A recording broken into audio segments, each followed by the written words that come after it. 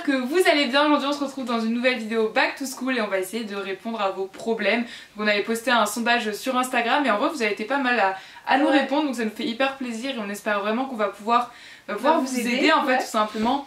Bien sûr si vous avez un problème plus grave et il faut vraiment parler à quelqu'un, c'est super important d'en parler à votre entourage, peu importe c'est qui, vos parents, si vous avez des frères et sœurs et même des amis, des tantes. Donc du coup on va essayer de répondre à vos problèmes et ben c'est parti.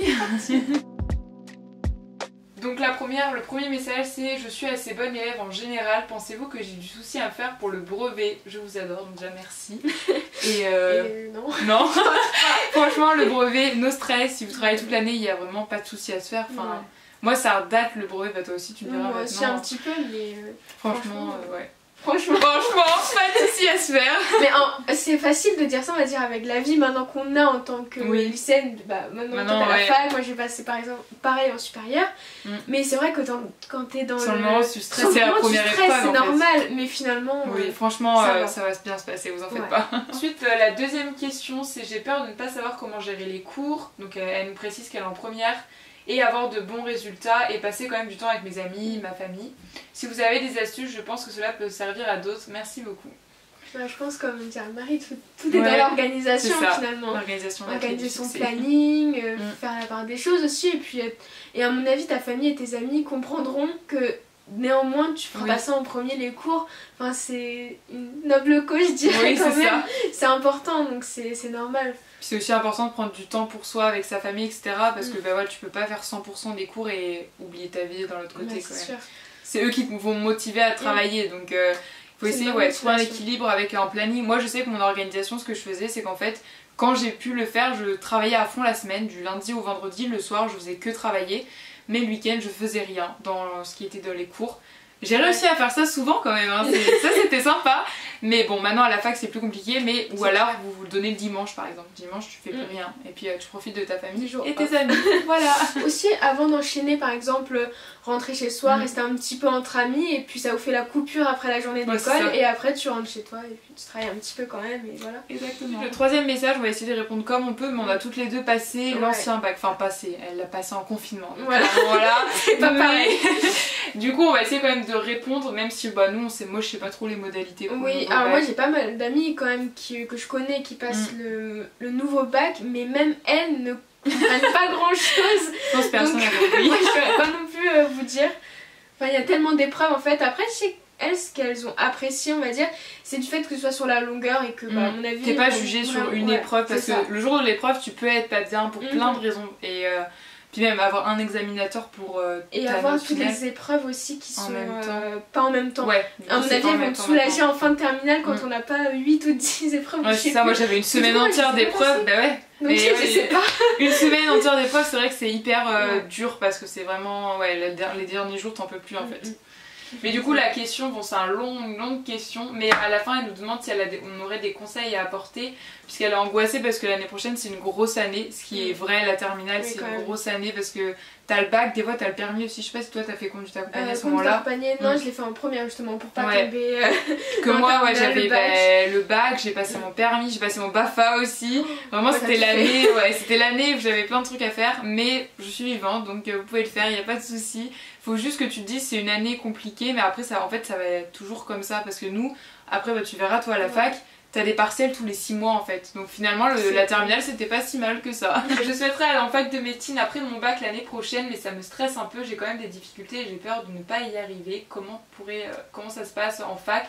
Alors moi je suis déjà en fac, mais on peut pas comparer la fac de médecine et la fac plus classique on va dire parce que PACES, je suppose que tu parles de ça. Maintenant c'est un autre nom apparemment, mais je sais plus c'est quoi. Et c'est vrai que c'est compliqué, moi j'ai des amis qui y sont, c'est compliqué, on va pas te mentir. Mais tu peux le faire en 2 ans, franchement il y en a plein qui le font en 2 ans. Et mais après faut dire c'est 2 ans, 2 ans très importants, donc c'est 2 ans à fond, c'est clair. C'est sûr, j'ai des amis qui y sont, ils ont dû arrêter leur passe-temps, etc. Mais tu te dis c'est 2 ans dans ta vie, qu'est-ce que c'est? Si c'est vraiment le métier que tu veux faire, franchement 2 ans ça va. Voilà, c'est 2 ans. Après, moi j'y suis pas encore donc je sais pas, j'ai pas d'expérience. T'inquiète pas, ça va bien se passer. Je stresse un petit peu aussi finalement. Bah c'est vrai qu'en fait il y a vraiment une rupture entre le lycée et la fac.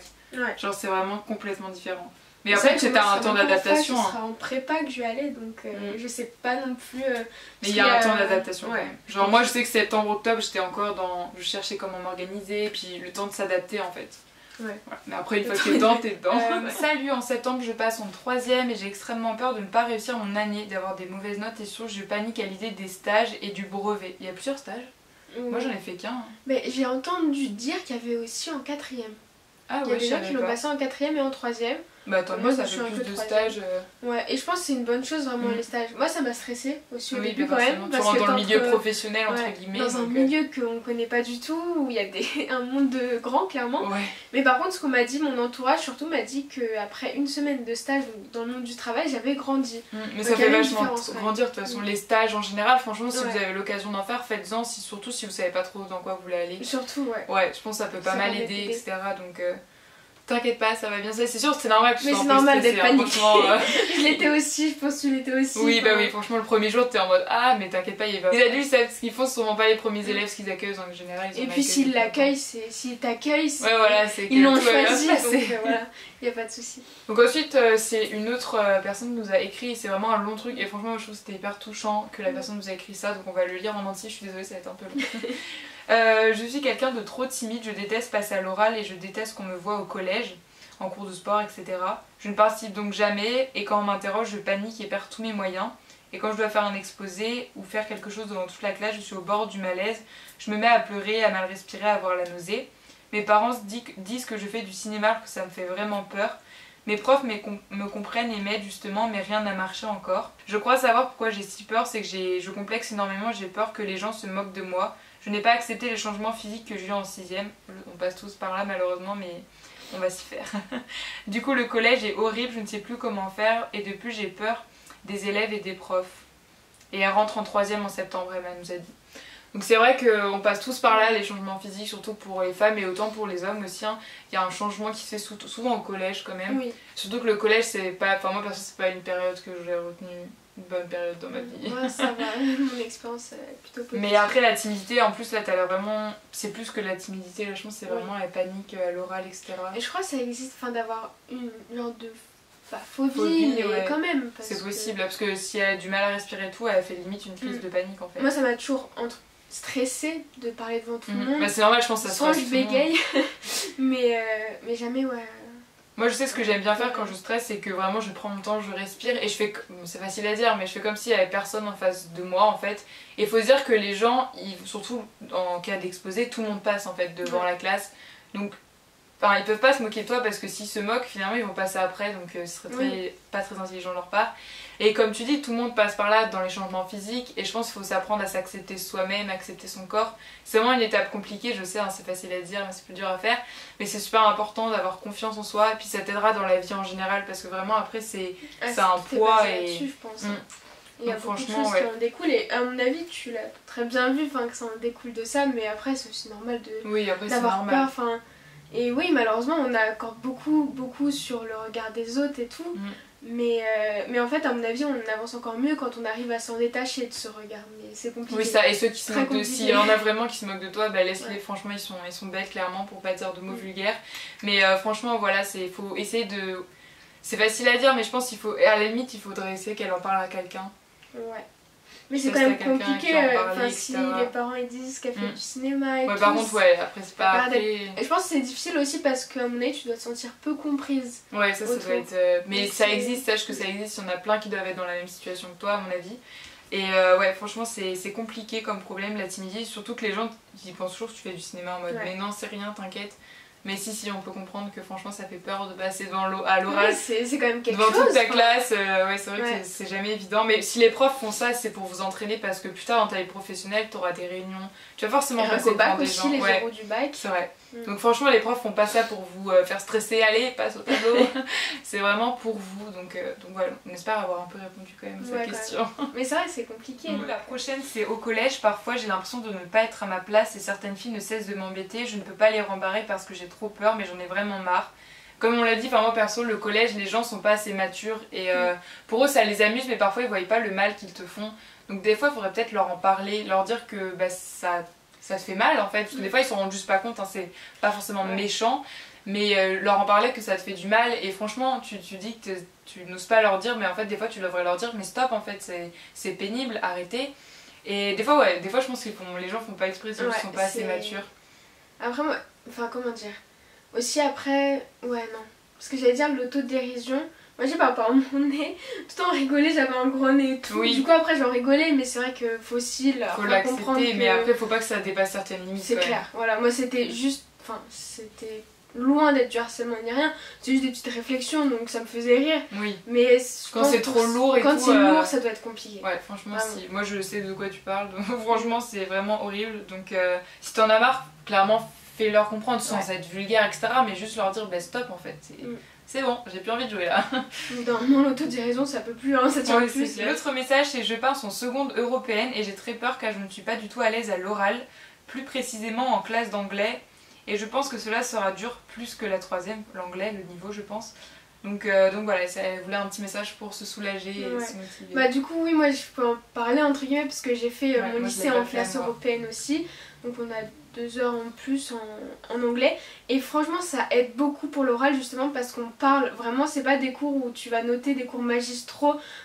Après je sais pas comment ça se passe hein, dans ton je pense en général collège, de les faire parler dans ton lycée. Moi c'était en tout cas très bien, on parlait tout le temps, on faisait des jeux, donc tu apprends à manier mieux ton anglais à l'oral, à être plus sûr, mais c'est normal au début, t'oses pas, on n'osait pas parler et tout, mais ça vient à force, et puis dans le, comment dire, dans le move. Oui, c'est ça, mais t'es un petit groupe en plus. En plus, oui, c'est un petit groupe, général, et puis tu choisis d'être en classe européenne. Oui. Donc ceux qui ont envie d'être là, généralement, ils jouent le jeu aussi. Oui, voilà. Donc ça te met un peu plus à l'aise, donc y a pas de souci. Et puis t'es là pour t'améliorer.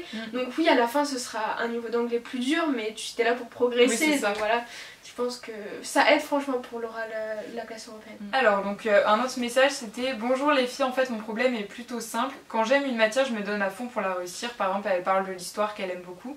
Mais pour les matières que j'apprécie de moins en moins, je n'arrive pas à me motiver pour les travailler plus et réussir donc mieux ces matières. Du coup par exemple en néerlandais je me laisse un peu aller... Néerlandais ? Je savais pas que ça existait comme matière. Ça va être une option. Avez-vous des conseils ou des astuces pour résoudre ce petit problème? Et elle passe en terminale du coup l'année prochaine. Je pense que c'est plus toi que tu peux y répondre. Bah du coup moi je pense que tout le monde a des matières. Tu peux pas aimer toutes les matières qu'ils te proposent en cours. Ou alors vraiment bah tant mieux pour toi, mais c'est rare. Moi du coup ce que je fais en général, même moi en fac d'histoire il y a des matières que j'aime un peu moins, et ben je travaille d'abord les matières que j'aime moins, comme ça après je me récompense, je mets des gros guillemets si ça reste du travail, sur les matières que je préfère, et comme ça ben voilà je passe, j'ai les ai quand même travaillé au final, mais c'est fait quoi, c'est fait en premier et c'est normal, c'est beaucoup moins motivant. En fait, il faut essayer de se motiver. Par exemple, si t'aimes pas, bon là le néerlandais. Trouver quand même une motivation parce que cette matière peut quand même t'apporter. Moi par exemple, j'aimais pas trop l'anglais, voilà. Mais du coup, j'essayais quand même de dire, bah l'anglais ça va pouvoir me servir, par exemple pour mes vidéos, etc. Même sur Instagram, pour regarder des séries aussi sur Netflix, tu vois, faire des trucs plus amusants qu'apprendre une leçon d'anglais. Donc maintenant, on va aborder un sujet que j'étais un peu surprise quand même, mais il y a eu beaucoup de messages par rapport à ça. C'était sur l'amitié. Et oui, forcément, ça nous concerne tous. Et voilà, forcément on a tous eu des expériences différentes, etc. Mais en vrai l'amitié c'est super important quand même. Et je trouve que c'est vraiment la période collège, lycée où vraiment tout ça se construit. Voilà c'est ça, et il n'y a pas de période, si par exemple à 13 ans t'as pas une meilleure amie, c'est pas grave tu vois, il n'y a pas de période comme ça. Et oui c'est là après tu vois les vraies et les fausses amitiés, parce qu'au primaire voilà tu fais pas trop la différence. Et puis si t'as des amis qui viennent encore du primaire, je pense que... Voilà, on peut dire que c'est une vraie amitié quand même là. Moi j'en ai et je sais qu'ils seront là tout le temps. Enfin. Oui, moi personnellement j'ai pas trop gardé de contact avec les gens de primaire, mais moi c'est vraiment au lycée que je me suis fait mes vrais potes avec qui je suis encore amie aujourd'hui. Même si on n'est pas, est-ce que c'est ça la question qui est le plus revenue, c'est comment je fais l'année prochaine, je suis dans un autre établissement, je change de classe et tout. Mais en fait c'est pas parce que t'es pas dans la même classe que quelqu'un que tu vas perdre tes anciennes amies. Non. Par exemple à la fac, à la fac on est tous dispersés dans des endroits différents et c'est pas pour ça que tu perds contact avec les autres personnes, et au contraire tu te refais de nouveaux amis en fait. Clairement. Et l'autre question qui revenait souvent c'était comment aller vers les gens quand on est timide, et forcément tu vas hey salut, tu veux devenir mon ami. Ça va marcher. Mais des fois en fait faut savoir, par exemple en seconde, parce que c'était vraiment la question qui revenait, en général t'arrives t'es tout seul et il va y avoir plein de gens tout seuls, et du coup en général ces gens se regroupent parce qu'ils sont aussi tout seuls, tu seras pas la seule à connaître personne. Et c'est déjà comme ça que ça commence. Et même par exemple quand tu as des travaux de groupe, etc., essaye de proposer à quelqu'un. Ah oui, ça aide. Ouais. Voilà, tu te dis est-ce que ça ne te gêne pas de te mettre avec moi? Et puis après c'est comme ça que ça commence en général. Et en cours, il faut vous dire que vous allez les voir la majorité du temps, du coup, les gens dans votre classe. Donc c'est mieux d'avoir une bonne relation avec eux. Et voilà, faut essayer en plus. Tu demandes un stylo. Ouais, c'est ça. Il y a des petites techniques comme ça. Je peux avoir ton stylo, des trucs comme ça. Mais vraiment, faut pas se prendre la tête avec ça et se mettre une pression dessus parce que c'est pas comme ça que les amitiés vont venir. Et puis ça se trouve, ça viendra tout seul. Voilà, c'est clair. Ça se trouve, tu trouveras ta meilleure amie l'année prochaine. Ouais. Et voilà, et pareil, parce que j'ai eu des messages, il y avait des messages aussi, j'ai pas de meilleure amie, et comment ça se fait et tout. C'est pas grave. Et puis même, moi j'appelle plus ça meilleure amie. Genre, j'ai des amis que j'aime beaucoup, mais je dis plus toi t'es ma meilleure amie, toi t'es ma deuxième amie. Ouais, c'est vrai, quand tu grandis, tu te dis plus vraiment ça. Mais voilà, avoir des amis, tout simplement, des vrais, parce que forcément, faut bien dissimuler faux et vrai. Ouais. Et tout ira bien. Mais les faux, je pense, tu les vois. C'est des relations toxiques déjà. Oui, et après, je trouve il y a pas mal de choses sur ça sur YouTube, justement. Sur les relations toxiques, etc. Et on essaiera de trouver des vidéos et de mettre les liens dans la barre d'infos si ça vous intéresse. Tu vois, voilà, quand on passe à la fac l'année prochaine, je pense déjà savoir les personnes que je vais revoir à l'extérieur, entre guillemets. Et les personnes que je verrai plus parce que je serai à la fac, je sais que des fois il y a des amitiés qui s'arrêtent, c'est pas forcément une dispute ou quoi. Moi je sais que j'ai des personnes, genre je leur parle plus, mais c'est pas qu'on s'est disputé, c'est juste la vie est faite comme ça. C'est ça, les chemins c'est ça, des chemins différents et c'est normal. Et après voilà, il y a les vrais qui vont rester là tout le temps et t'auras plaisir à les retrouver après les cours autour d'un café. Voilà. En vrai j'ai hâte quand même, mais j'appréhende ça. Moi la fac j'avais trop peur aussi. Il y a personne, surtout que étant dans un petit village depuis la maternelle où je suis arrivée, il y a des personnes que je connais et que je suis depuis la maternelle. Et là c'est vraiment la fac, la fac tu suis personne. Vraiment personne. Mais moi à la fac je connaissais vraiment personne. Moi je connaissais personne dans la fac. Et j'ai quand même, la première semaine j'étais très toute seule. Mais après j'ai commencé à parler avec des gens, etc. Et au final maintenant j'ai des très bons amis. Donc franchement, je pense que ça se fait tout seul. Faut juste essayer de trouver des petites techniques pour parler aux gens. Et il faut surtout pas se renfermer sur soi-même. Parce que c'est horrible après de. Surtout si tu commences à t'ouvrir aux gens, genre en novembre, il y a beaucoup de groupes qui sont déjà formés. Et c'est dur de rentrer dans un groupe. Mais aussi après, faut pas aussi se dire il faut absolument que j'aille vers des personnes. Il y en a, ils vont venir vers les gens. D'une. Et puis après, si tu vois que ces personnes-là, c'est pas ton délire ou quoi, faut pas se forcer parce que t'es toute seule. Parce qu'après, ça devient plus toxique. C'est ça. C'est des personnes qui sont pas forcément ton délire, qui vont pas forcément t'apporter des bonnes choses. Donc voilà, faut aussi faire attention quand même. Oui, puis tu peux pas t'entendre avec tout le monde. Franchement, et il vaut mieux s'en rendre compte vite. Voilà, au début, tu t'attends un peu et puis tu vois si ça peut aller bien. Exactement. Voilà, on espère vous avoir aidé, mais avant de finir cette vidéo, on voulait vous dire, moi, un message qu'on voulait vous passer, c'est que... une touche positive. Voilà, exactement, parce que là on a parlé de problèmes, donc c'était pas très positif. Mais c'est que, en fait, les vrais amis, c'est ceux qui sont là pour vous quand ça va bien, quand ça va mal. Qui sont à l'écoute. Ouais, voilà, à l'écoute, c'est super important, qui vous comprennent, parce que des fois, forcément, faut se faire comprendre aussi, qui vous font rire, forcément, aussi. Et je pense qu'on les voit aussi si on peut tout faire, parler sérieusement, rigoler, être à l'écoute, avoir beaucoup de délire, si... On peut avoir tout ça avec une seule et même personne, je pense que c'est... Et quand vous avez une amie comme ça, gardez-la, franchement c'est super important. Voilà, ça se trouve pas à tous les bouts de chemin, donc c'est important de garder les vrais amis en fait, parce que c'est eux qui vont vous pousser vers le haut. Et franchement c'est eux qui vous aident à être heureux en fait, tout simplement. Vous soutenir. Ouais, c'est ça, vous soutenir dans vos projets, etc. Même si, parce qu'il y a aussi des messages par rapport, je suis différente et tout, mais si les gens te reprochent d'être différente, c'est pas vraiment des amis. Non. Et puis on est tous différents en fait, on a tous nos différences. Il vaut mieux affirmer ses différences. Exactement, nos différences font nos forces. Et pour finir, il faut savoir que la scolarité, on passe tous par là, on est tous allés en école primaire, on est tous allés au collège, on est tous allés au lycée, après les études supérieures c'est différent, mais... On y est, on n'en a pas fini. Ouais c'est ça, on passe tous par là, faut juste essayer que ce soit un bon moment. Je crois que j'avais vu un sondage, je vous mettrai ici, mais le nombre d'heures qu'on passe dans sa vie à l'école. Ça doit être pas mal quand même. Bah ouais, parce que finalement tu te rends pas compte, mais tu y es tous les jours. Bah nous en tout cas on a vécu que ça quasiment. Voilà, exactement. Bah oui, parce que j'ai... Et après au fur et à mesure on arrive dans le monde du travail. Exactement, vous verrez que l'école c'était bien quand on arrive dans le monde du travail, je peux vous le dire par expérience. Donc voilà, juste profitez de vos amis, même de vos profs, etc. Je suis sûre que vous avez forcément un bon prof. Voilà, juste amusez-vous. Profitez des choses simples. Exactement. Après je peux vous dire que ça vous manquera l'école quand on aura fini, je pense que ça nous manquera quand même Et puis aussi, chaque étape qu'on passe, on se dit ah ouais, l'étape précédente c'était plus facile. Oui, bah oui, en fait. C'était pas mal quand même. Hein. Plus on augmente avec l'âge, plus c'est dur. Par exemple, on se dit ouais, le brevet ça va être dur, mais après t'as le bac, et après t'as les partiels, et après t'as les concours, donc ça s'arrête jamais la difficulté. Mais c'est pas très positif tout ça. Oui, on fait du trop mal. Mais juste, voilà, profiter des moments à l'école et il faut pas se mettre trop de pression. Un bon stress c'est bon, mais quand c'est trop et maladif c'est pas bon. Mais je pense que c'est difficile à gérer tout ça.